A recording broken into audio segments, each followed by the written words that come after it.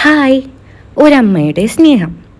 ഒരു ചെറിയ കാട്ടിൽ ഫോൺ എന്നൊരു മാൻകുട്ടി താമസിച്ചിരുന്നു. അവന് ഓടാനും കളിക്കാനും ഇഷ്ടമായിരുന്നു.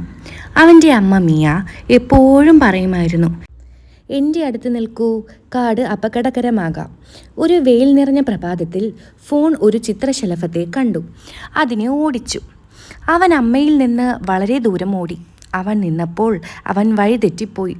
കാടിപ്പോൾ ഇരുണ്ടതും ഭയാനകവുമായി കാണപ്പെട്ടു. ഫോൺ തൻ്റെ അമ്മയെ വിളിച്ചു. പക്ഷെ ആരും ഉത്തരം പറഞ്ഞില്ല. പെട്ടെന്ന് കുറ്റിക്കാട്ടിൽ എന്തോ ശബ്ദം അവൻ കേട്ടു. അതൊരു കുറുക്കനായിരുന്നു. കൂർത്ത പല്ലുകളും ഒരു ദുഷ്ടപുഞ്ചിരിയും. ഫോൺ വളരെ ഭയന്നു പോയി. കുറുക്കൻ അവൻ്റെ നേരെ ചാടി. പക്ഷെ അപ്പോഴേക്കും മിയ പ്രത്യക്ഷപ്പെട്ടു.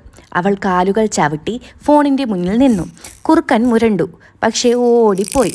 മിയ ഫോണിനെ കെട്ടിപ്പിടിച്ച് പറഞ്ഞു, നീ എവിടെ ഇരുന്നാലും ഞാൻ എപ്പോഴും നിന്നെ സംരക്ഷിക്കും. ഇനി ഒരിക്കലും അലഞ്ഞു തിരിയില്ലെന്ന് ഫോൺ വാഗ്ദാനം ചെയ്തു.